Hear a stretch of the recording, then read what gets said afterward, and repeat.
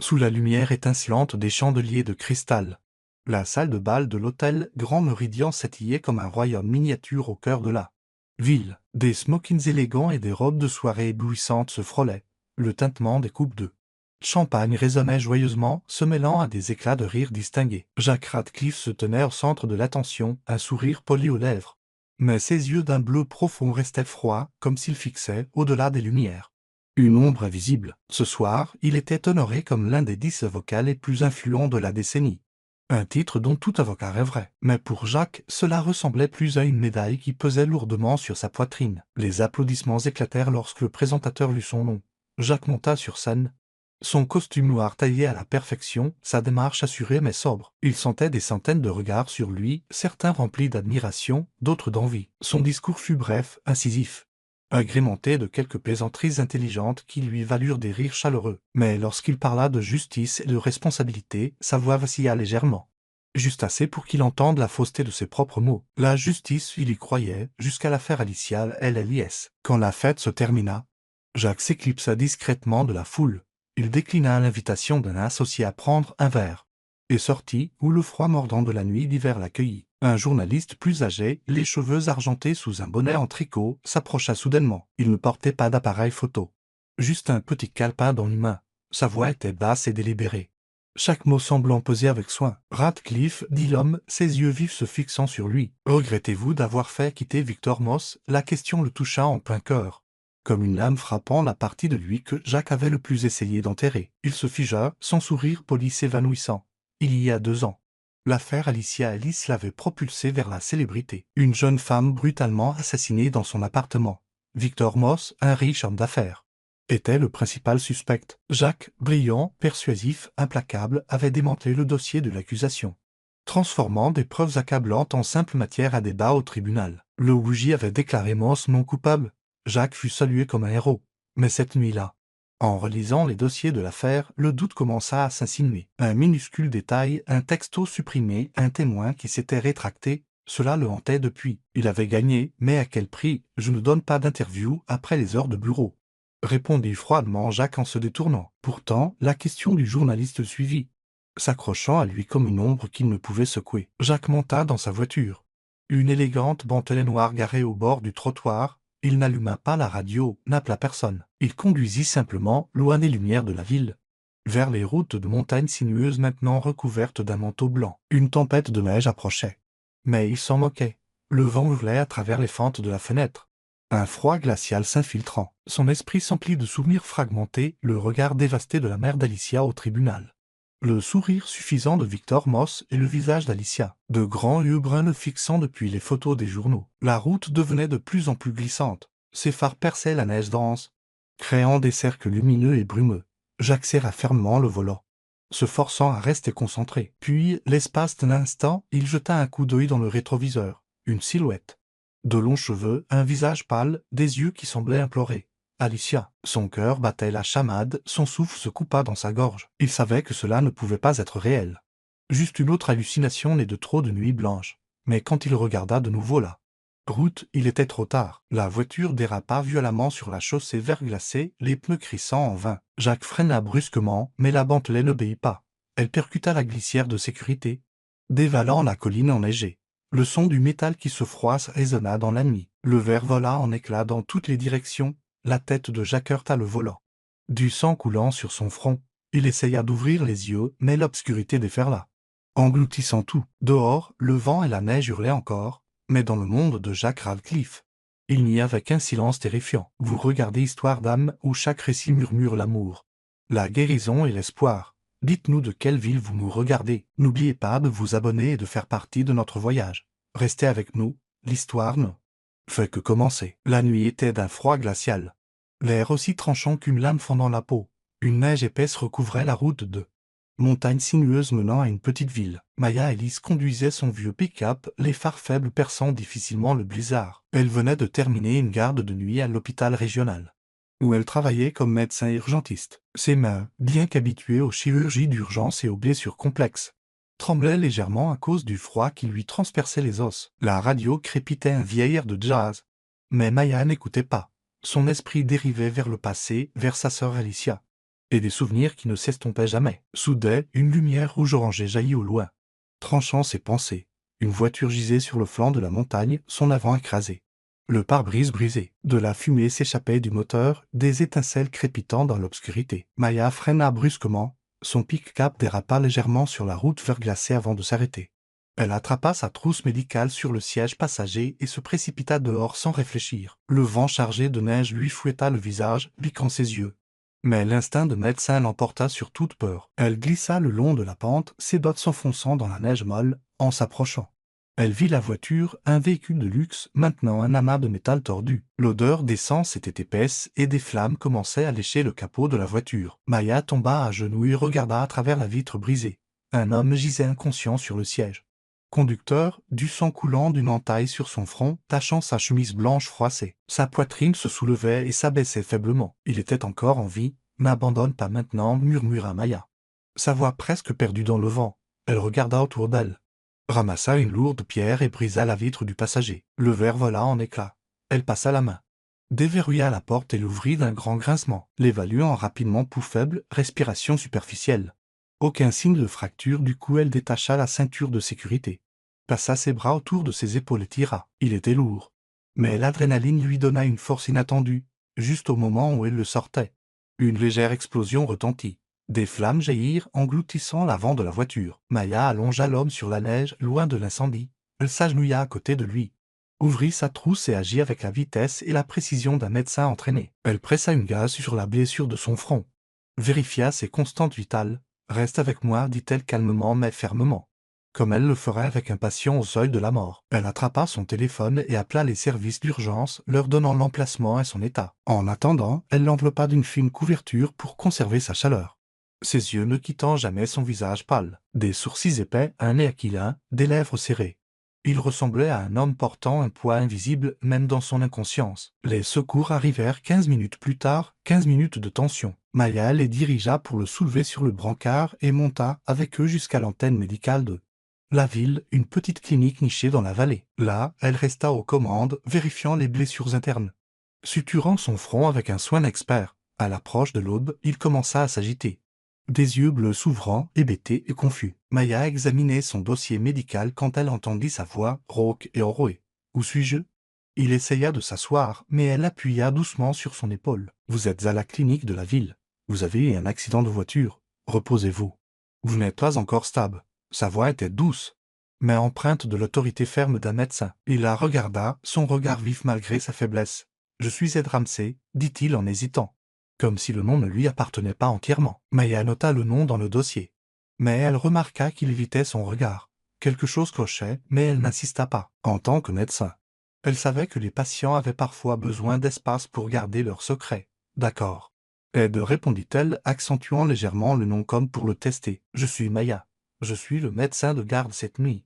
Vous avez de la chance d'être en vie. Votre voiture est complètement détruite, brûlée. Il hocha faiblement la tête, son regard dérivant vers les murs blancs de la clinique. Quelque chose dans son expression donna des frissons à Maya, pas de la peur, mais un sentiment étrange, comme si elle regardait un homme piégé dans son propre esprit. Ses yeux étaient profonds, là, et portaient une tristesse qu'elle ne pouvait nommer. Au cours des heures suivantes, Maya le surveilla régulièrement. Il ne parlait pas beaucoup, répondant seulement brièvement, mais la remerciant toujours d'un ton bas et poli. Elle remarqua qu'il ne ressemblait pas à un voyageur ordinaire. Ses vêtements, bien que déchirés et tachés de sang, étaient de toute évidence coûteux. Sa façon de parler, mesurée et articulée, suggérait une personne très instruite, mais elle ne fut pas indiscrète, alors que le soleil du matin filtrait faiblement à travers les fenêtres enneigées.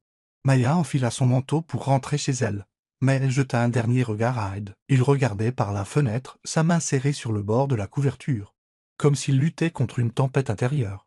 Cette image lui resta. Elle secoua la tête, se disant que ce n'était qu'un autre cas d'urgence.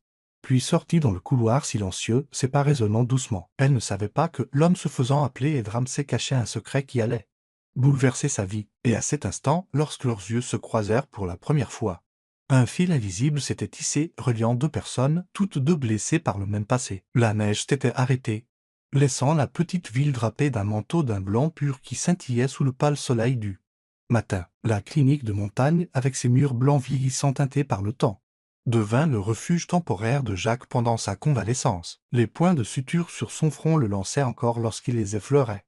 Mais cette douleur physique n'était rien comparée aux tempêtes qui faisaient rage dans son esprit, chaque nuit. Les rêves revenaient, des visions d'Alicia Alice et de ses yeux bruns perçants l'accusant. D'outre-tombe, les pleurs de sa mère au tribunal, 2 ans plus tôt, résonnaient dans son sommeil. Le réveillant en sueur froide, le souffle court comme s'il fuyait un fantôme invisible. Jacques décida de rester en ville quelques semaines, prétextant avoir besoin de temps pour guérir avant de retourner à son travail d'avocat en ville. Mais au fond de lui, il savait qu'il fuyait non pas les flashs des appareils photo ou les questions pointues sur l'affaire Morse, mais lui-même, un avocat millionnaire au passé entaché de regrets. Ici, dans le calme des montagnes, il pouvait temporairement devenir Ed Ramsey, un homme ordinaire, libéré de la célébrité ou de la culpabilité. Maillet, le médecin qui lui avait sauvé la vie, était une autre raison pour laquelle il ne parvenait pas à partir. Elle lui rendait visite lors des examens médicaux avec un air professionnel. Sa voix calme et ferme, ses yeux assez vifs pour voir à travers lui. Jacques se sentit attiré par son honnêteté, sa façon de parler sans faux semblant, si différente des gens soigneusement polis qu'il côtoyait en ville. Mais ce qui le captivait le plus, c'étaient ses yeux, profonds, d'une tristesse tranquille. Comme si elle aussi portait une blessure qui n'avait jamais complètement guéri, une histoire jamais racontée. Un après-midi, une douce lumière du soleil filtrait par les fenêtres de la clinique lorsque Maya entra. Tenant une pile de papiers, elle les posa sur la table en soupirant, les sourcils légèrement froncés. La vieille Madame Carter, à la lisière de la ville, est menacée de saisie, dit-elle, la voix teintée d'impuissance. Ils disent qu'elle doit rembourser un prêt qu'elle jure n'avoir jamais signé. Je veux l'aider. Mais les affaires juridiques, je ne suis pas doué pour ça. Jacques jeta un coup d'œil au document, ses yeux balayant les petits caractères, bien qu'il se fît passer pour Ed Ramsey. Son instinct d'avocat s'éveilla comme un réflexe. « Je peux y jeter un œil » proposa-t-il nonchalamment, comme s'il s'agissait d'une petite faveur. Maya l'étudia, une lueur de suspicion dans les yeux, mais fit glisser les papiers vers lui, presque comme pour le tester. Au cours des 2 jours suivants, Jacques rédigea une lettre juridique acérée exigeant la preuve du prêt et menaçant d'une action en justice si le harcèlement continuait. Il expliqua chaque clause à Maya d'un ton calme et confiant, comme s'il s'adressait à un EJ. Elle lut la lettre, haussant un sourcil, ses lèvres se pinçant légèrement pendant qu'elle l'analysait. « Vous n'êtes pas un simple assistant juridique, n'est-ce pas » demanda-t-elle, mi-plaisantant, mi-sérieuse. Jacques esquissa un léger sourire et détourna le regard. « J'ai travaillé avec quelques avocats » répondit-il vaguement. « Juste assez pour maintenir la vérité à distance, mais pas assez pour effacer son doute. » Maya n'était pas facile à duper. Elle remarqua la façon dont il disséquait les contrats, comment il choisissait ses mots, précis, stratégiques, inattaquables. Ce n'étaient pas les compétences d'un assistant juridique occasionnel, elle n'insista pas. Mais la curiosité grandit en elle. Elle commença à observer les petites choses, la façon dont ses mains se serraient lorsqu'il parlait de son travail en ville, la façon dont son regard s'assombrissait lorsqu'elle abordait des sujets sensibles. Il y avait quelque chose chez lui qui lui donnait à la fois envie de se rapprocher et de rester sur ses gardes. Dans les jours qui suivirent, Jacques commença à s'aventurer hors de la clinique, errant dans la ville. C'était un endroit étrangement paisible, avec des maisons en bois nichées sous les pins, des rues enneigées et le son des rires d'enfants flottant depuis la cour de l'école. Un matin, il entra dans la petite épicerie. La propriétaire, une femme d'âge moyen aux cheveux attachés en chignon, lui sourit chaleureusement. « Vous êtes le nouveau à la clinique, n'est-ce pas ?» dit-elle en posant un sac de pommes sur le comptoir. « J'ai entendu dire que vous avez un accident. Heureusement que vous aviez le DR Maya. » Jacques hocha la tête, réussissant un sourire poli. « Oui, j'ai eu de la chance. Je m'appelle Ed. Ed est un des bienvenus en ville, » dit-elle en riant, poussant les pommes vers lui. « Considérez ça comme un cadeau de bienvenue. Tout le monde ici aime Maya. C'est notre trésor. » Jacques la remercia, bien que son cœur se serrât un peu. Les louanges pour Maya ne faisaient qu'approfondir le fossé entre sa fausse identité et la vérité. Alors qu'il ressortait, un vieil homme pelletant la neige l'interpella. « Et ne vous éloignez pas trop. Il va encore neiger, » dit l'homme joyeusement. « Et vous avez rencontré Maya, elle a sauvé toute cette ville, pas seulement vous. »« Oui. Je la connais, » répondit Jacques à voix basse, jetant un coup d'œil vers la clinique. Les habitants de la ville accueillirent Ed Ramsey sans poser de questions. Mais il savait qu'il n'avait pas sa place ici. Il s'arrêta au café local, où Maya passait souvent ses matinées à lire ou à prendre des notes dans un carnet usé. Un jour, il la surprit en train de sourire à un enfant dans le café.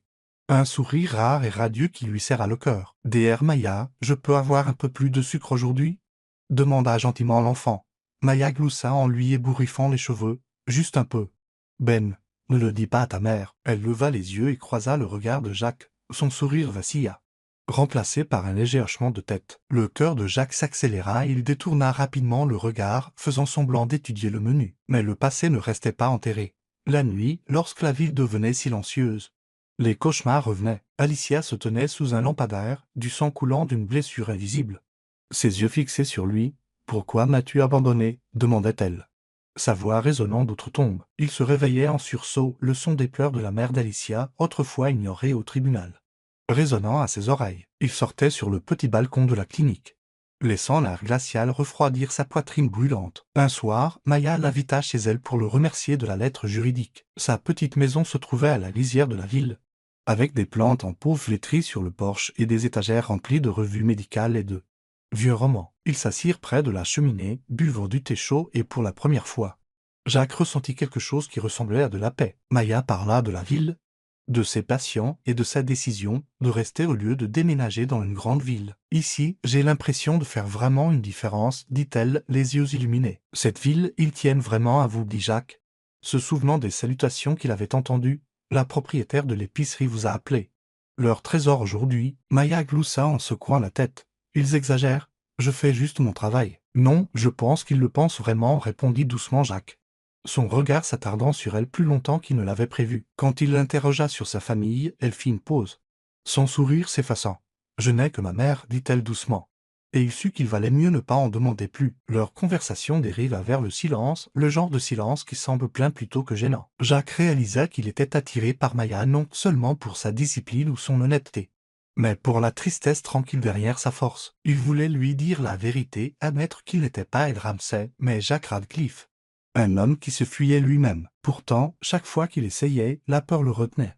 La peur que la vérité ne détruise le fragile espoir qui se formait en lui, l'espoir que peut-être, juste peut-être, il pourrait recommencer, qu'il pourrait devenir un homme meilleur. Maya, pendant ce temps, sentait le conflit en lui. Elle n'était pas sûre de qui était vraiment Ed, mais elle savait qu'il cachait quelque chose. Elle voulait lui faire confiance, croire en la sincérité dont il faisait preuve en aidant Madame Carter ou en écoutant ses histoires. Mais elle ne pouvait se défaire du sentiment qu'il fuyait quelque chose de bien plus profond qu'Anne. Accident de voiture, quand ils se dirent bonne nuit. Leurs regards se croisèrent un instant et tous deux le sentirent, une connexion délicate et dangereuse commençait à se former. Cette nuit-là, de retour dans sa chambre, Jacques ne put dormir. Il n'arrêtait pas de penser à Maya, à sa force tranquille, à son sourire rare, aux yeux qui semblaient voir à travers lui. Les voix des habitants de la ville résonnaient dans son esprit, lui rappelant la chaleur et l'honnêteté d'un monde auquel il n'appartenait pas. Il savait qu'il se tenait sur un fil dangereux. Ed Ramsay n'était qu'un mensonge et la vérité pouvait tout détruire. Mais pour la première fois en 2 ans, il ressentit une lueur d'espoir, l'espoir que peut-être, avec la force tranquille de Maya, il pourrait enfin affronter l'homme qu'il avait été. La petite maison de Maya se dressait silencieusement à la lisière de la ville, la douce lueur de sa lampe de bureau projetant des ombres sur les murs en bois délavé. La nuit était calme, seulement interrompue par le crépitement occasionnel de la cheminée et le hurlement du vent contre les fenêtres. Elle était assise à la table de la cuisine, les mains roulées autour d'une tasse de thé froid, les yeux assombris par le malaise. Après sa garde, elle avait commencé à réorganiser la vieille bibliothèque, une habitude qu'elle prenait chaque fois que son esprit était agité. Des manuels de médecine étaient empilés à côté de romans écornés, de lettres manuscrites et de petits souvenirs de jours lointains. Elle ne cherchait rien de particulier. Elle avait juste besoin de s'occuper les mains pour ne plus penser à Ed Ramsay, l'homme au regard gardé qui suscitait en elle un mélange de curiosité et de méfiance. En ouvrant un vieux livre, un journal plié en glissa, le papier au bord jauni, atterrit sur le sol. Maya se pencha pour le ramasser avec l'intention de le mettre de côté, jusqu'à ce que le titre la frappe comme un coup. Victor Moss acquitté dans le meurtre d'Alicia Ellis. Sa poitrine se serra. Le journal avait 2 ans, mais la douleur de la perte de sa sœur, Alicia, était toujours aussi vive qu'une lame de rasoir. Elle déplia la page avec des mains tremblantes, se forçant à rester forte. Une grande photo couvrait la moitié de la page, Victor Moss affichant un sourire triomphant, debout à côté de son avocat, un homme grand aux cheveux bruns, au regard perçant et au sourire assuré. Le sang de Maya se glaça. L'homme sur la photo était Ed Ramsay. Elle se figea. Le journal glissa de sa main et tomba sur le sol. Sa respiration s'accéléra. La pièce devint soudain étouffante. Ce visage, ses yeux d'un bleu profond, sonnaient fort. Ce sourire poli qu'elle avait appris à connaître ces dernières semaines la fixait maintenant. Depuis la scène de son plus grand cauchemar, il n'était pas Ed Ramsay, le juriste anonyme et errant. Il était Jacques Radcliffe, avocat millionnaire, l'homme qui avait utilisé son génie pour aider Victor Moss. L'homme que Maya croyait avoir tué sa sœur a recouvré la liberté. L'homme qu'elle avait sauvé, l'homme à qui elle avait commencé à faire confiance. L'homme pour qui elle commençait à ressentir quelque chose. Maya se leva d'un bond, faisant les 100 pas, les poings serrés. Elle voulait crier, sortir et le confronter immédiatement, mais elle fit une pause. Inspirant profondément, se forçant à maîtriser la fureur qui bouillonnait sous sa peau. Elle avait été formée pour gérer ses émotions, dans le cas des urgences. Mais c'était différent. C'était personnel. C'était une trahison. Elle se souvint de leurs moments ensemble, comment il avait aidé Madame Carter, comment il l'écoutait. Comment ses yeux semblaient toujours porter un secret. Maintenant, ce secret avait un nom, un visage, et c'était comme un couteau dans sa poitrine. Le lendemain matin, Maya arriva à la clinique plus tôt que d'habitude. Elle entra dans la chambre de Jacques. Le journal plié serré dans sa main, ses yeux comme de la glace. Jacques était assis dans son lit, lisant un roman qu'il avait emprunté dans le couloir. Il leva les yeux et sourit. Mais son sourire disparut dès qu'il vit son visage. Elle ne dit pas un mot. Elle posa simplement le journal sur la table. La photo de lui et Victor Moss immanquablement exposée. « Explique-toi, dit-elle. » Sa voix calme mais aussi tranchante qu'un scalpel. « Ed Ramsey ou Jacques Radcliffe ?» Jacques regarda la photo. Un instant, son cœur s'arrêta, son visage se vida de toute couleur. Il fixa l'image de lui-même, capturée dans un moment de triomphe judiciaire. À l'époque où il croyait faire ce qui était juste. Mais pire que la photo, il y avait le regard dans les yeux de Maya, colère, trahison. Comme un rat de marée prêt à s'abattre sur lui. Il ne l'avait jamais vu comme ça. Pas le maître instable et posé qu'il avait appris à connaître. Mais une femme consumée par la douleur. Sa fureur était si palpable qu'il recula instinctivement. La poitrine serrée. « Maya, murmura-t-il, la voix tremblante, les doigts agrippant le bord de la couverture. Il voulait se lever, s'approcher d'elle. Mais ses yeux, furieux, accusateurs, le figèrent sur place. La peur qu'il ressentait maintenant n'était pas celle d'être démasqué. C'était la peur de perdre quelque chose de fragile et de réel. « Je ne voulais pas te mentir, dit-il, la voix brisée. J'ai utilisé un faux nom parce que je fuyais tout. Je ne savais pas. Je ne savais pas que tu me détesterais à ce point. Tu savais qui j'étais, n'est-ce pas ?» l'interrompit Maya, la voix tremblante, les yeux brûlants. Tu savais que j'étais la sœur d'Alicia Alice. Tu étais là, dans ce tribunal, à défendre l'homme qui l'a tué, et maintenant tu es assis ici, prétendant être quelqu'un d'autre. Ces mots le frappèrent comme le tonnerre. Jacques secoua la tête. La panique s'installant. Ses yeux s'écarquillèrent, son souffle se fit court. La sœur d'Alicia? Cette vérité le frappa plus profondément que tout ce qui avait précédé. Il n'avait jamais envisagé la possibilité que la femme qu'il avait sauvée, qu'il avait soignée, fut sa sœur, la sœur de la victime, la sœur de l'affaire qui le hantait depuis 2 ans. « Non, Maya, je te jure que je ne savais pas. » Sa voix monta, désespérée. Il leva les mains. Impuissant. « Je n'avais aucune idée que tu étais la sœur d'Alicia. Quand tu m'as sauvé, j'essayais juste de disparaître. » Le faux nom. Ce n'était pas pour te tromper. C'était pour m'échapper à moi-même. Je ne voulais pas te mentir. Je voulais juste être quelqu'un d'autre, ne serait-ce qu'un instant. Maya laissa échapper un rire sec et amer. Peur, tu avais peur, elle s'approcha, pointant le journal du doigt. Sa voix tremblait de rage. Sais-tu ce que ma famille a traversé? Sais-tu ce que c'est que de perdre quelqu'un que tu aimes et de voir l'homme qui l'a fait sonne? Pire, tu l'as cédé, Jacques. Tu savais qu'il était coupable, n'est-ce pas, mais tu l'as quand même défendu. Pourquoi? La gloire, l'argent, l'honneur? Jacques baissa la tête, les mains couvrant son visage comme un homme essayant de disparaître. La honte et le regret pesaient sur lui comme une pierre. À l'époque, je pensais faire ce qui était juste, murmura-t-il d'une voix rauque. Je croyais défendre un innocent, mais après le procès, j'ai commencé à avoir des doutes. Un texto supprimé, un témoin qui s'est rétracté. J'ai essayé de rouvrir l'enquête, Maya. Mais je n'avais pas assez d'éléments. J'ai abandonné. J'ai été un lâche, et toi et ta famille en avez payé le prix. Sa confession la fit taire. Maya s'était attendue à un déni, à des excuses. Pas à ce remords brut et douloureux. Elle scruta son visage, cherchant des signes d'insincérité, mais tout ce qu'elle vit, c'était un homme qui se brisait de l'intérieur, noyé dans la culpabilité. Ses yeux bleus brillaient, non de larmes, mais de quelque chose de plus profond, de plus lourd. « Alors pourquoi es-tu ici ?» demanda-t-elle doucement. « Pourquoi ne m'as-tu pas dit la vérité ?» Jacques leva la tête et croisa son regard.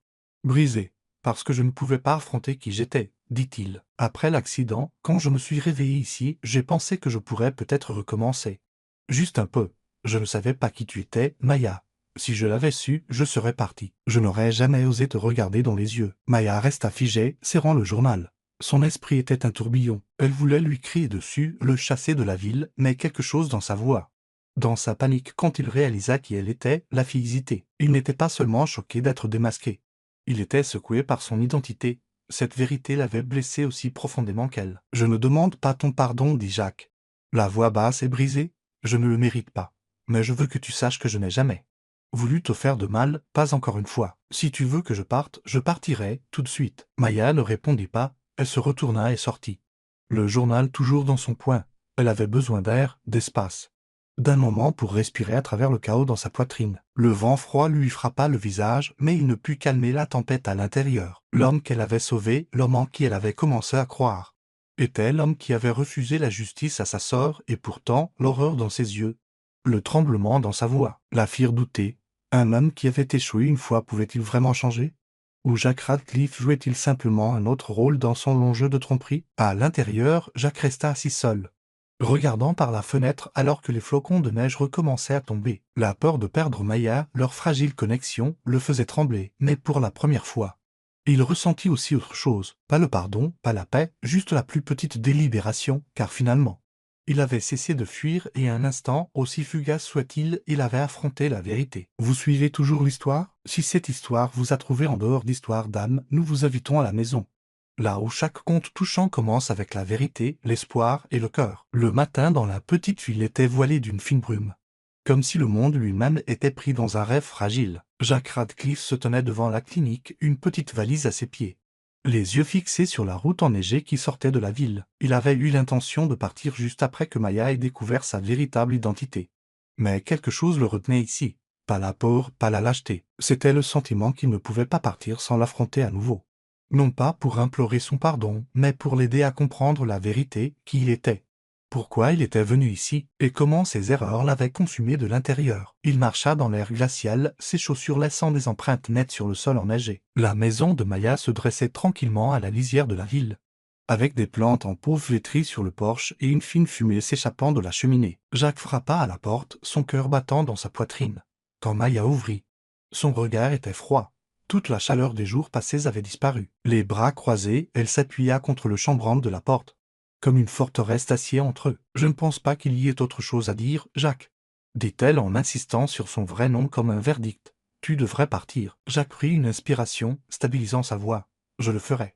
Mais avant, j'ai besoin que tu m'écoutes. Pas pour des excuses, pas pour justifier ce que j'ai fait. Juste pour que tu comprennes qui je suis et pourquoi j'ai atterri ici. » Maya ne l'invita pas entrer, mais elle ne ferma pas non plus la porte. Elle fit un léger signe de tête, un signal silencieux pour qu'il parle. Jacques monta sur le porche, se tenant à quelques mètres, les mains profondément enfoncées dans les poches de son manteau pour cacher leur tremblement. « Il y a 2 ans, j'étais un avocat à succès et ambitieux, commença-t-il, la voix basse, les yeux fixés sur la neige accrochée à ses bottes. J'ai grandi en rêvant de devenir avocat pour protéger la justice. Ma mère a été poursuivie à tort.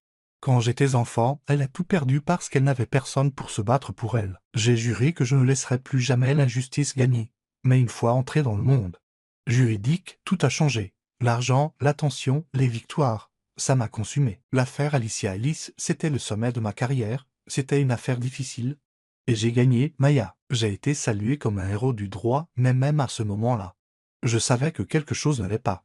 Il fit une pause, prenant une inspiration tremblante, comme pour se donner du courage. Après le procès, j'ai commencé à douter de Victor Moss, continua Jacques. La voix plus basse maintenant, comme si les mots eux-mêmes le blessaient. Un message supprimé, un témoin qui a changé son témoignage. J'ai essayé de rouvrir l'enquête, mais je me suis heurté à un mur. Je me suis dit que ce n'était pas de ma faute, que j'avais juste fait mon travail. Mais la vérité, c'est que j'ai aidé un homme qui a peut-être assassiné ta sœur à s'en sortir. J'ai trahi les idéaux mêmes qui m'ont poussé à devenir avocat. Il leva enfin les yeux et croisa ceux de Maya et pour la première fois, il ne tressaillit pas. J'ai lu une interview de votre mère après le procès, dit-il, la voix tendue par l'émotion. Elle a dit « La justice n'existe pas. Un bon avocat a juste besoin d'être assez payé. » Cette citation, elle m'a brisé. Non pas parce que j'étais critiqué, mais parce qu'elle avait raison. J'avais utilisé mon don pour quelque chose de mal. Et ça me hante chaque jour depuis. Les cauchemars. Les nuits blanches. Je ne pouvais pas y échapper. Les bras de Maya restaient croisés. Mais sa prise s'était légèrement resserrée. Son expression ne s'adoucissait pas. Mais elle ne l'interrompit pas. Jacques s'avança, la voix s'épaississant d'urgence. Quand je me suis réveillé ici après l'accident, j'ai cru que j'étais mort. Mais tu m'as sauvé, Maya. Tu m'as donné une seconde chance que je ne méritais pas. J'ai utilisé un faux nom non pas pour te tromper, mais parce que je ne pouvais pas affronter qui j'étais vraiment. Je voulais être Ed Ramsay. Un homme sans la culpabilité de Jack Radcliffe. Mais quand tu l'as découvert, j'ai réalisé que je ne pouvais pas continuer à fuir. Il s'arrêta. Son souffle formant des nuages dans l'air glacial. Je n'ai jamais essayé de réparer les choses, dit-il, presque dans un murmure. Pas avant que tu ne me sauves. Tu m'as donné envie d'affronter le passé, de faire ce qui est juste. Même s'il est trop tard, je ne demande pas ton pardon. Je veux juste que tu saches que je ne fuirai plus, pas pour mon nom, pas pour l'orgueil, mais pour Alicia. Et pour toi. Maya le regarda, les yeux encore remplis de doute. Mais quelque chose en elle changea légèrement. Son silence n'était plus plein de rage, mais de profonde contemplation. Il sentait qu'elle écoutait, pesait, considérait. Je retourne en ville, dit Jacques.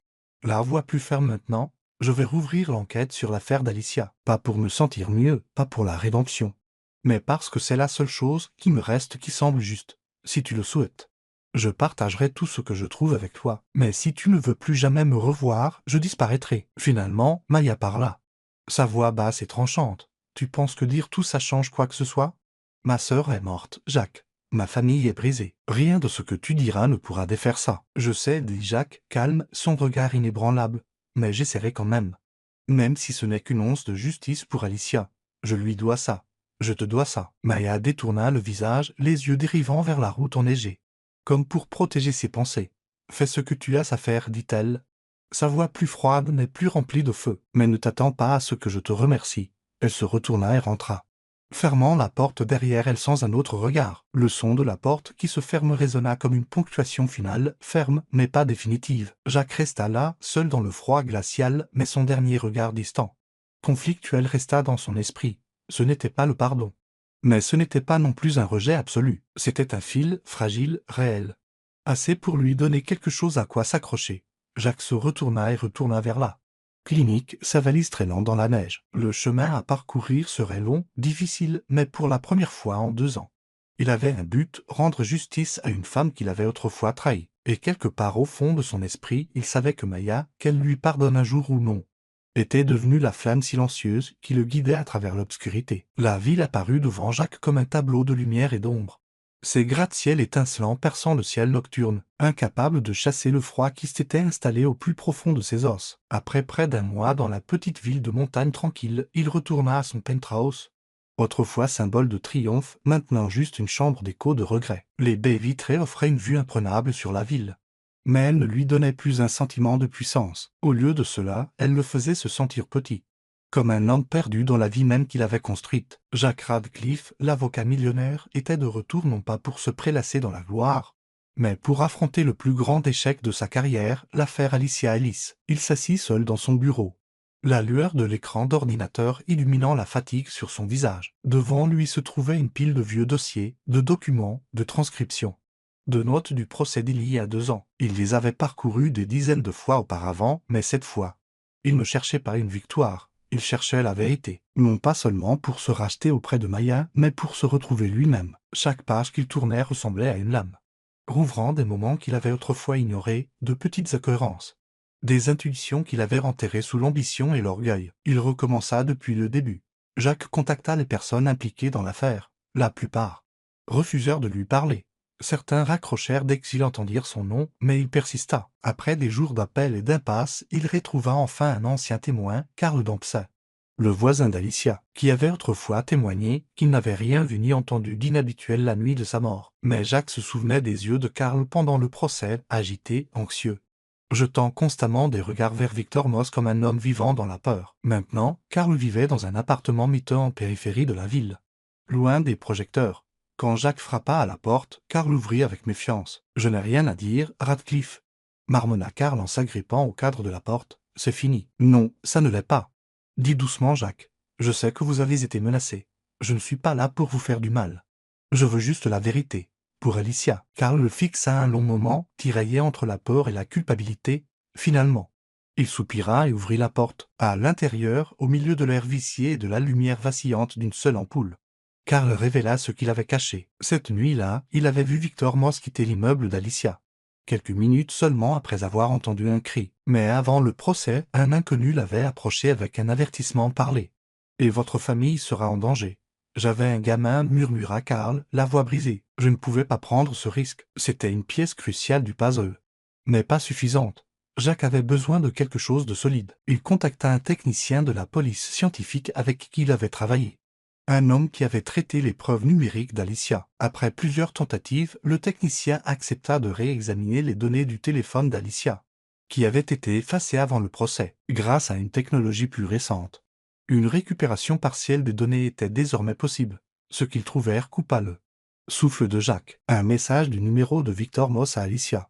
Envoyé quelques heures seulement avant sa mort, retrouve-moi ce soir. Ne le dis à personne. De plus, les données GPS plaçaient Victor près de l'appartement d'Alicia à l'heure exacte de son meurtre. Jacques s'assit à son bureau, les mains tremblantes en lisant le rapport. C'était la preuve qu'il n'avait pas réussi à trouver quand cela comptait le plus. Mais il n'y avait pas de soulagement, seulement du chagrin, parce que cela ne faisait que confirmer la vérité. Il avait aidé un tueur à s'en sortir. Il pensa à Maya. À sa fureur quand elle avait appris qui il était, il savait qu'il devait lui montrer ce qu'il avait trouvé, quel qu'en soit le coup. Il prit son téléphone et fit défiler jusqu'à son numéro, s'arrêtant avant d'appuyer sur appeler, quand sa voix se fit entendre, froide mais pas rejetante. Sa poitrine se serra. « Maya, dit-il, la voix hésitante. J'ai trouvé quelque chose. À propos de l'affaire d'Alicia, je veux que tu le vois. Pas comme des excuses. Tu mérites de savoir. » Il y eut une pause. Puis, sa réponse, neutre, indéchiffrable. « Envoie-moi l'adresse. Je viendrai. » Le lendemain, Maya arriva au bureau de Jacques en centre-ville. Elle portait un manteau épais, les cheveux attachés, et son expression était illisible. Le mur entre eux était toujours là, invisible mais impénétrable. Jacques la conduisit dans une salle de conférence, où des documents et des rapports soigneusement disposés attendaient sur la table. Il lui expliqua chaque pièce, la confession de Karl, le message récupéré, les données GPS, sa voix basse et posée, bien que son cœur battît à chaque mot. « C'est ce que j'ai trouvé, dit-il finalement. Je ne sais pas si c'est suffisant pour ouvrir l'affaire, mais c'était un début. Je veux faire ce qui est juste, Maya, même s'il est trop tard. » Maya parcourut les documents, ses yeux balayant chaque ligne avec la précision d'un médecin examinant le dossier d'un patient. Elle ne dit rien au début, mais Jacques remarqua la façon dont ses doigts agrippaient les bords du papier, comment ses yeux s'arrêtaient sur le message de Victor. Quand elle leva les yeux, son regard était toujours froid. Mais il y avait autre chose là aussi, pas le pardon, mais une lueur de reconnaissance du fait qu'il essayait. « Pourquoi fais-tu ça ?» demanda-t-elle, la voix basse, tranchante. « Pour te racheter? Ou juste pour te sentir mieux ?» Jacques ne tressaillit pas, il la regarda droit dans les yeux. « Les deux, dit-il honnêtement. J'ai eu tort d'aider Victor à s'en sortir. Je ne peux pas défaire ce que j'ai fait, mais je peux essayer de le réparer. » Maya ne répondit pas tout de suite. Elle se leva, jetant un coup d'œil autour de la pièce, ses yeux s'attardant brièvement sur les récompenses et diplômes encadrés qui définissaient autrefois Jacques Radcliffe. Puis elle se retourna vers lui. « Je vais examiner ça, dit-elle. Mais ne pense pas que ça change quoi que ce soit entre nous. » Elle se retourna et partit, laissant Jacques en silence. Il se rassit, fixant les documents étalés devant lui, se sentant à la fois plus léger et plus lourd. Plus léger, car il avait fait un pas vers la rédemption. Plus lourd, car le chemin pour reconstruire la confiance, si cela était même possible, était long et incertain. Mais pour la première fois en 2 ans, Jacques sentit qu'il marchait enfin dans la bonne direction, non pas pour son nom, non pas pour son héritage, mais pour la vérité, et pour une femme dont la force tranquille lui avait rappelé l'homme qu'il avait autrefois voulu être. Victor Moss eut rapidement vent de la tentative de Jacques de rouvrir l'affaire. Quelques jours seulement après que Jacques eut soumis une demande formelle d'examen au bureau du procureur, les représailles commencèrent. Les comptes de son cabinet d'avocats furent mystérieusement gelés pour des problèmes techniques. Des rumeurs explosèrent sur les forums juridiques et les réseaux sociaux, le qualifiant de traître à la profession.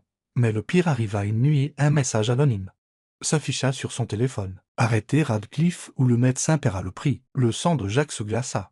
Il pensa immédiatement à Maya. Elle était encore en ville, travaillant avec lui pour examiner les nouvelles preuves, distantes, toujours sur ses gardes après leur confrontation dans la ville de montagne, mais activement impliquée. L'idée que Victor la ciblait le fit paniquer. Il l'appela sans hésiter. « Ça va ?» demanda-t-il, la voix tendue. « Victor sait ce que nous faisons. Il vient de te menacer. » À l'autre bout du fil, la voix de Maya était calme et résolue. « Je vais bien. Mais aujourd'hui, une voiture noire m'a suivi. Puis j'ai reçu un appel. Un homme m'a dit d'arrêter de creuser ou quelque chose de mal arriverait. » Jacques serra le téléphone, son cœur battant dans ses oreilles. « Maya, tu dois quitter la ville. Victor ne bluffe pas. » Elle eut un rire amer, teinté de défi. « Fuir? Si ma sœur pouvait parler, elle me dirait de ne pas reculer. On va aller jusqu'au bout, Jacques. » Le lendemain, Maya envoya à Jacques le scan d'un rapport médical précédemment négligé qu'elle avait retrouvé grâce à une ancienne collègue d'Alicia, une infirmière qui avait travaillé dans une clinique voisine. Le rapport documentait des ecchymoses au poignet d'Alicia, compatible avec quelqu'un qui aurait été saisi ou retenu avant sa mort. Il n'avait jamais été inclus dans la procédure judiciaire. La note de Maya était brève.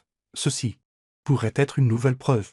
Continue. Jacques fixa le dossier, la poitrine serrée d'un étrange mélange d'espoir et de crainte. Les ecchymoses pouvaient étayer la théorie selon laquelle Alicia s'était débattue, renforçant le dossier contre Victor, mais plus il creusait, plus le danger devenait réel. Surtout pour Maya. Ils se retrouvèrent dans un petit café. Nichée dans un coin tranquille de la ville, Maya était assise dans une banquette au fond. Sa posture alerte, les yeux balayant la rue même en sirotant son café. Jacques fit glisser le rapport médical imprimé sur la table. Sa voix était basse. C'est important. Ce que tu as trouvé pourrait aider à rouvrir l'affaire, mais Victor se rapproche. Il t'a menacé directement, Maya. Je ne peux pas te laisser te blesser à cause de moi. Maya le regarda droit dans les yeux. Féroce de détermination. Tu penses que je ne comprends pas le danger? Je suis médecin. Jacques, j'ai vu des gens mourir. J'ai vu des familles se briser. J'ai vécu avec la perte de ma sœur pendant 2 ans. Si Victor pense qu'il peut me faire peur, il s'est trompé. Jacques serra les poings sous la table, luttant contre la vague de peur qui montait. Je sais que tu es forte, mais j'ai déjà blessé trop de gens avec mes erreurs. Je ne peux pas te laisser être la prochaine. Maya pencha légèrement la tête, son expression s'adoucissant mais restant ferme. Il ne s'agit pas seulement de toi, il s'agit de justice pour Alicia. Victor veut nous intimider? Alors il va découvrir que nous n'avons pas peur. Jacques ne put s'empêcher de ressentir une vague d'admiration. Son feu, sa clarté, son refus de reculer. Mais la peur le rongeait toujours. Promets-moi, dit-il, la voix tendue. Si quoi que ce soit te semble anormal, tu me le dis immédiatement. Je te le promets. Dit-elle en hochant la tête. Mais toi aussi, promets-le. Ne me cache rien. On fait ça ensemble. En quittant le café, les yeux de Jacques captèrent la faible lueur d'une voiture noire garée de l'autre côté de la rue. Elle s'éloigna juste au moment où il regardait. Victor les surveillait toujours. Cette nuit-là, Jacques engagea un détective privé. Quelqu'un sans lien avec ses anciennes relations juridiques pour suivre les mouvements de Victor. Pendant ce temps, Maya continuait à éplucher les dossiers médicaux archivés d'Alicia, cherchant tout autre élément qui aurait pu être manqué. Leur quête commune de justice n'était plus seulement une question de découverte de la vérité. C'était devenu une bataille qui les plaçait sur le chemin de l'homme capable de tout. Mais le courage inébranlable de Maya, sa détermination implacable et le lien meurtri mais puissant qu'ils partageaient maintenant. Tout cela devint l'encre de Jacques. Pour la première fois, ce n'était pas seulement la culpabilité qui le propulsait en avant, c'était elle, et aucune menace, pas même de Victor Moss, n'allait les arrêter maintenant. La salle de presse du centre-ville était bondée, les trépieds des caméras s'alignaient à l'avant, les flashs crépitaient comme des éclairs, et le murmure des journalistes ondulait comme un courant de tension sous-jacent. Jacques Radcliffe se tenait en coulisses, les doigts serrés sur le dossier de preuves que Maya et lui avaient passé des semaines à assembler minutieusement. Le témoignage de Karl Dempsey, les données GPS du téléphone de Victor, le message texte menaçant, le rapport médical sur les ecchymoses d'Alicia. Tout était prêt, exposé pour enfin révéler la vérité. Mais en regardant la foule, Jacques ne ressentit pas la vieille assurance des prétoires. Aucune montée d'adrénaline. Au lieu de cela, il sentit le poids écrasant du moment, non pas à cause de la pression, mais à cause de ce que cela signifiait. Maya se tenait à ses côtés, calme, droite, les yeux vifs et stables. Elle portait un simple manteau, les cheveux attachés, mais sa présence rayonnait de puissance comme une flamme inextinguible. Elle gardait toujours une distance physique et émotionnelle avec Jacques. Mais elle avait choisi d'être là, non seulement pour Alicia, mais pour leur mère, Hélène Ellis, qui avait appelé Maya ce matin-là d'une voix tremblante mais pleine d'espoir. « Si tu peux rendre justice à ta sœur, Maya, fais-le. » Ces mots étaient devenus son encre. C'est pourquoi elle se tenait ici maintenant, prête à affronter tout ce qui viendrait. Jacques lui jeta un coup d'œil, le cœur lourd d'admiration et de culpabilité. « Tu es sûr ?» demanda-t-il doucement. « Après aujourd'hui, tout change. Victor ne nous le pardonnera pas, et cette foule non plus. » Maya le regarda, inébranlable. « Je ne suis pas ici pour le pardon, Jacques. Je suis ici pour ma sœur, pour ma mère. Si nous ne le faisons pas, qui le fera ?» Jacques hocha la tête, sentant ses convictions s'ancrer dans ses os. Il prit une profonde inspiration et s'avança dans la lumière. Les flashs éclatèrent, la foule se tut, il posa le dossier sur le pupitre et commença à parler. Sa voix basse mais claire. « Il y a 2 ans, je me suis tenu dans un prétoire et j'ai défendu Victor Moss dans le meurtre d'Alicia Ellis. » Commença-t-il, son regard balayant la mer de caméra et Dieu. « J'ai gagné ce procès. Mais aujourd'hui, Je me tiens ici pour dire que j'avais tort. J'ai aidé un homme qui pourrait bien être un tueur à s'en sortir, et ce faisant, j'ai trahi la famille d'Alicia. Mais aujourd'hui, et avec le DR Maya Alice, la sœur d'Alicia, nous présentons de nouvelles preuves. Des preuves qui ne peuvent être ignorées. Et nous le faisons pour réparer une injustice. Jacques passa en revue chaque pièce méticuleusement. Le message texte de Victor, retrouve-moi ce soir, ne le dit à personne. Les enregistrements GPS qui le plaçaient sur les lieux du crime. La déclaration révisée de Karl Dempsey révélant qu'il avait été menacé pour se taire. Et enfin, le rapport médical montrant des ecchymoses fraîches sur l'épaule d'Alicia. Des ecchymoses compatibles avec une contrainte. Chaque mot que Jacques prononçait ressemblait à un ciseau fissurant une façade de pierre qui tenait. Depuis trop longtemps. Puis Maya s'avança, sa voix calme et résonnant avec force. Ma sœur, Alicia Alice, n'était pas seulement une victime, dit-elle. C'était une femme vibrante, pleine de vie. Et elle nous a été enlevée par quelqu'un sans conscience. Ma mère, Hélène Alice, vit avec cette douleur depuis 2 ans. Aujourd'hui, nous ne sommes pas ici pour la vengeance. Nous sommes ici pour la justice, pour Alicia. Et pour chaque personne que le système a trahi. La salle explosa. Les questions fusèrent de toutes parts. Les flashs crépitèrent. Un journaliste cria « Radcliffe, admettez-vous votre culpabilité? Pensez-vous que Victor Moss sera arrêté ?» Jacques ne répondit pas immédiatement. Ses yeux croisèrent ceux de Maya. Elle fit un léger signe de tête. « Je ne suis pas ici pour spéculer, » dit Jacques. « Je suis ici pour m'assurer que la vérité soit entendue. Victor Moss fera face à la justice et je ferai tout ce qui est en mon pouvoir pour m'en assurer. » Alors que la conférence de presse se terminait, Jacques et Maya descendirent de la scène. Leurs regards se croisant brièvement. Mais avant qu'ils ne puissent partir, un groupe d'officiers en civil entra dans la pièce. À l'avant se trouvait un détective que Jacques reconnu de ses jours au tribunal. Le détective adressa à Jacques un signe de tête sec avant de se tourner vers les journalistes. Sur la base des nouvelles preuves présentées aujourd'hui, nous avons obtenu un mandat d'arrêt contre Victor Moss. Annonça-t-il, il est maintenant en garde à vue et sous enquête formelle. La salle explosa. Les journalistes se précipitèrent en avant, des microphones furent tendus vers le détective. Des alertes d'actualité frappèrent les réseaux sociaux en temps réel. Des hashtags comme Justice pour Alicia et Victor Moss arrêté devinrent viraux. Accompagnés de clips vidéo de la conférence, Jacques et Maya se tenaient silencieusement dans le coin, observant le chaos se dérouler. Mais à l'intérieur de Jacques, il n'y avait aucune vague triomphale de justification. Au lieu de cela, il y avait quelque chose de plus profond, une libération. Comme si le poids insupportable qu'il avait étouffé pendant 2 ans avait enfin été levé de sa poitrine. Maya se tourna vers lui. Son regard restait froid, mais il y avait un changement subtil. Un ton plus doux dans sa voix. Aujourd'hui n'était pas une victoire, dit-elle doucement, mais c'était un début. Ma mère, elle voudra entendre ça. Jacques hocha la tête. L'émotion lui montant à la gorge, je contacterai le bureau du procureur. Je m'assurerai que l'affaire reçoive l'attention qu'elle mérite. Et Maya, merci d'avoir été là. Même quand tu n'y étais pas obligé. Elle ne répondit pas tout de suite. Elle l'étudia un long moment avant de se détourner. Mais dans son silence, quelque chose avait changé. Jacques ne vit pas le pardon dans ses yeux. Mais il vit autre chose. La reconnaissance qu'ils avaient fait l'impossible ensemble, en sortant de la salle de presse. Jacques sentit un nouveau poids s'installer sur lui, non pas de culpabilité, mais de responsabilité. Victor Moss avait été arrêté. Mais la justice n'en avait pas encore fini.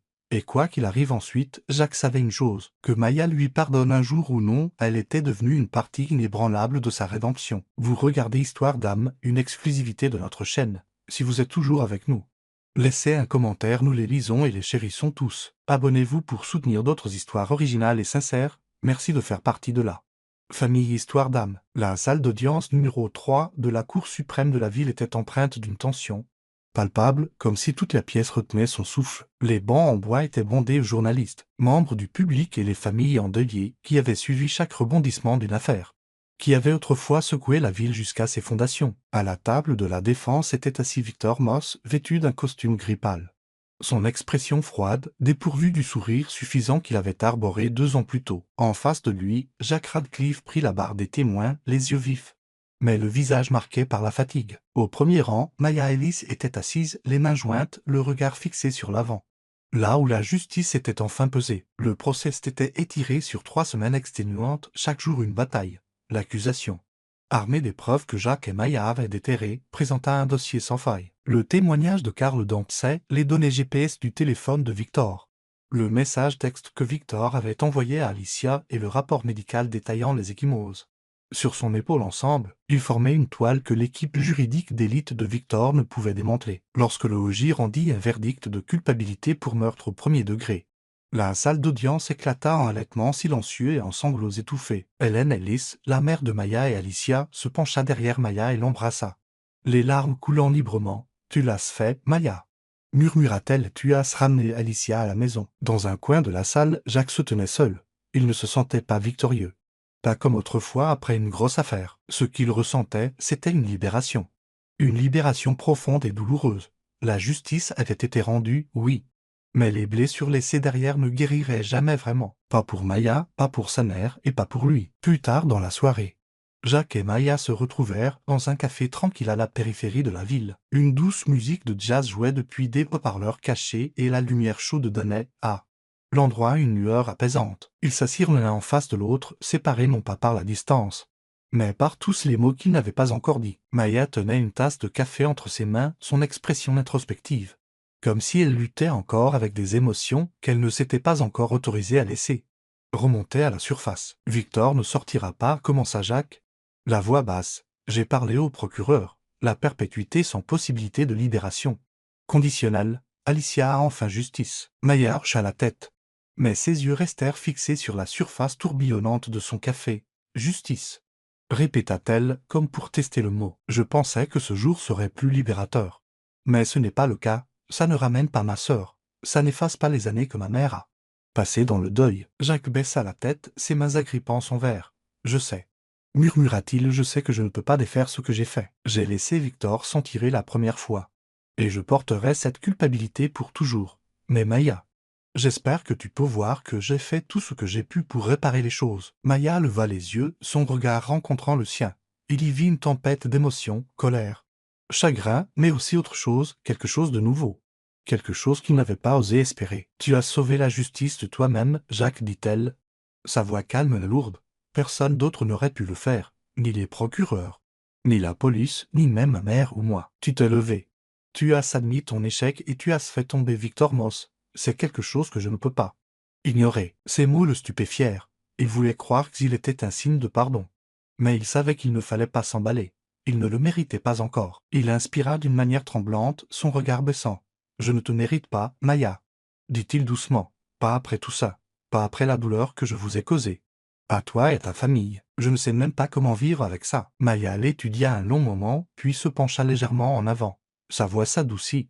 Mais sa force resta intacte. « Personne ne mérite l'amour, Jacques, dit-elle. Les gens choisissent d'aimer et de pardonner. Je ne t'ai pas pardonné. Pas entièrement. Peut-être qu'il me faudra beaucoup de temps. Mais je vois ce que tu as fait. Et je connais ma sœur. Si elle était en vie, elle ne voudrait pas que je passe le reste de ma vie dans la haine. » Jacques sentit sa poitrine se serrer, non pas de douleur, mais de quelque chose qu'il n'avait pas ressenti depuis des années, l'espoir, fragile, vacillant, mais réel. Il ouvrit la bouche pour parler, mais aucun mot ne sortit. Au lieu de cela, il hocha simplement la tête, la regardant dans les yeux, comme s'il essayait de graver ce moment dans sa mémoire. Ils restèrent assis en silence pendant un moment, cette fois plus confortablement qu'auparavant. Maya lui parla de sa mère, de la façon dont Hélène avait pleuré lorsque le verdict fut lu. Mais cette fois, les larmes avaient été celles de la libération. Elle a dit que même si tu l'as trahi une fois, tu l'as aidé à trouver la paix. Dit Maya. Elle voulait que je te demande pourquoi tu as changé. Jacques esquissa un sourire calme et amer. Je lui rendrai visite. Mais je ne suis pas sûr de pouvoir l'expliquer. Peut-être que c'est grâce à toi, parce que tu m'as montré que je pouvais encore faire ce qui est juste, même s'il était trop tard. » Maya ne répondit pas, mais son expression s'adoucit à nouveau, comme si elle l'entendait vraiment maintenant. Quand ils quittèrent le café, la nuit était tombée. Les lampadaires baignaient le trottoir d'une lueur brumeuse. Jacques raccompagna Maya à son hôtel. Alors qu'elle atteignait la porte, elle se retourna, le regarda dans les yeux. « N'arrête pas. »« Jacques, dit-elle, la voix basse mais ferme. Pas pour moi. Pour toi. » Puis elle disparut derrière la porte, laissant Jacques seul sur le trottoir. Un vent froid caressant son manteau. La justice avait été rendue, mais il savait que ce n'était pas la fin. Le pardon de Maya, s'il venait un jour, serait durement gagné. Et il passerait le reste de sa vie à essayer de n'en être digne. Pour la première fois, Jacques sentit qu'il ne marchait pas pour la rédemption, il marchait vers quelque chose. Non pas pour la gloire, non pas pour la réputation, mais pour la chance de devenir ce qu'il avait autrefois rêvé d'être enfant, un protecteur de la justice, quel qu'en soit le coût. Un an s'était écoulé. et la ville s'était adoucie sous le froid vif de l'hiver. Des flocons de neige tombaient doucement, recouvrant les routes de banlieue d'une fine couche blanche, nichée sur une colline.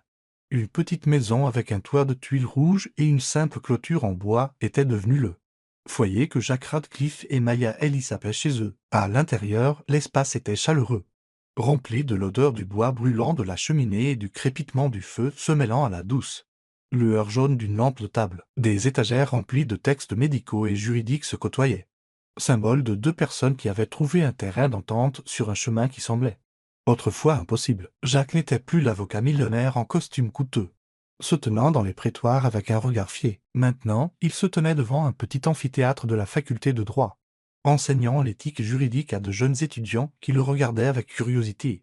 Révérence, il leur racontait sa propre histoire, non pas celle de ses plus grandes victoires, mais de sa plus grande erreur, l'affaire Alicia LLIS. Le droit n'est pas seulement un outil pour gagner, disait-il lors d'un cours. La voix basse mais lourde de sens. C'est une responsabilité de protéger la justice, même lorsque cela signifie admettre ses propres erreurs. Les étudiants prenaient des notes, mais Jacques savait que la leçon n'était pas seulement pour eux, c'était un rappel quotidien qu'il se donnait à lui-même. En dehors de l'enseignement, Jacques exerçait toujours le droit, mais pas dans des bureaux luxueux ni pour le compte de clients fortunés. Il passait son temps à aider les plus vulnérables, ceux que le système judiciaire avait abandonnés, ceux qui ne pouvaient pas se payer une représentation légale. Il travaillait avec des organisations à but non lucratif, soutenant les victimes de violences domestiques, les personnes faussement accusées ou les familles qui avaient perdu des êtres chers à cause de défaillance systémique. Chaque affaire qu'il prenait ressemblait à une forme d'expiation, une façon de prouver que la justice, même si elle était tardive, pouvait encore être rendue. Il ne cherchait plus la gloire, seulement la tranquillité d'esprit, et avec chaque personne qu'il aidait, il se sentait un peu plus proche de la trouver. Maya, quant à elle, continuait son travail de médecin. Elle travaillait toujours à l'hôpital régional, mais consacrait maintenant plus de temps à une cause qui lui tenait à cœur. Une clinique gratuite pour les femmes maltraitées et celles qui avaient besoin de soins médicaux qu'elle ne pouvait pas se permettre. Elle travaillait souvent tard dans la nuit, examinant les dossiers des patients, soignant les blessures ou simplement écoutant les histoires déchirantes de femmes qui venaient là voir. « Je ne peux pas sauver tout le monde », avait-elle dit un jour à Jacques, alors qu'ils étaient assis près de la cheminée dans leur petite maison. « Mais je peux leur donner un endroit où ils se sentent en sécurité. » Son projet était partiellement financé par une fondation caritative que Jacques avait discrètement soutenue, bien qu'il ne le lui ait jamais avoué. Leur vie était loin d'être parfaite. Il y avait encore des silences lourds, des moments où les souvenirs d'Alicia et de l'affaire Victor Moss refaisaient surface. Parfois, Maya regardait Jacques d'un regard distant, comme si elle se demandait encore si elle lui avait vraiment pardonné. Mais ils avaient appris à vivre avec ces cicatrices, comme deux soldats revenant de la guerre, portant des blessures mais choisissant d'avancer ensemble. Leur modeste maison, bien que simple, était un lieu où ils construisaient une nouvelle vie, non pas basée sur une romance parfaite, mais sur le respect mutuel, les fardeaux partagés et un amour forgé à travers les épreuves. Un après-midi d'hiver, alors que la neige tombait plus fort, Jacques et Maya se tenaient devant la maison, regardant vers la route qui menait à l'ancien arrêt de bus où Jacques s'était réveillé après l'accident plus d'un an auparavant. La neige recouvrait le sol, créant une scène paisible, comme si le monde s'était arrêté pour qu'il puisse respirer. Jacques tenait la main de Maya, sa paume chaude dans le froid glacial. Elle le laissa tenir sa main, mais son regard resta fixé au loin, là où des montagnes couvertes de brume se dressaient silencieusement. « Merci, Maya », dit doucement Jacques, sa voix profonde et sincère, « ce jour-là, quand je me suis écrasé, j'ai cru que j'étais mort, mais c'est ce jour-là que j'ai commencé à vivre, grâce à toi, à ta sœur et à tout ce que tu m'as appris. » Maya se tourna vers lui, ses yeux doux mais gardant toujours une trace de résolution, tout comme le médecin qu'il avait rencontré cette nuit-là. « Je ne t'ai pas sauvé pour que tu me remercies, Jacques, dit-elle, la voix calme et ferme. Je t'ai sauvé parce que c'était la bonne chose à faire. Et toi, tu as fait la bonne chose aussi, même si c'était arrivé tard. » Jacques sourit, un sourire qui n'était plus teinté d'amertume. « Je ne me suis toujours pas pardonné, admit-il. Mais chaque jour, j'essaie d'être digne de cette seconde chance, de toi, de cette vie. » Maya ne répondit pas tout de suite. Elle serra doucement sa main, puis posa sa tête sur son épaule. Un geste rare, mais plein de sens. « Nous essayons tous, murmura-t-elle, et c'est suffisant. » Ils restèrent là, entourés de neige blanche, leur souffle formant de doux nuages dans l'air. Au loin, la cloche de l'arrêt de bus sonna, signalant un bus qui partait. Jacques regarda dans cette direction, se rappelant le moment où il s'était réveillé au poste médical, avec les yeux de Maya le regardant, des yeux qui avaient tout changé. Il n'était plus l'arrogant Jack Radcliffe du passé, ni le fugitif Ed Ramsay. Il était un homme qui avait trouvé un but grâce à Maya, à Alicia. Et aux erreurs même qu'il avait façonnées en quelqu'un digne de la vie. Une rafale de vent froid souffla, faisant tourbillonner les flocons de neige. Jack serra Maya plus près, l'enveloppant de ses bras, et pour la première fois en un an. Il sentit son cœur s'alléger, comme si la neige avait recouvert les vieilles cicatrices, non pas pour les effacer, mais pour lui rappeler que même dans les hivers les plus froids, la vie pouvait encore prendre racine.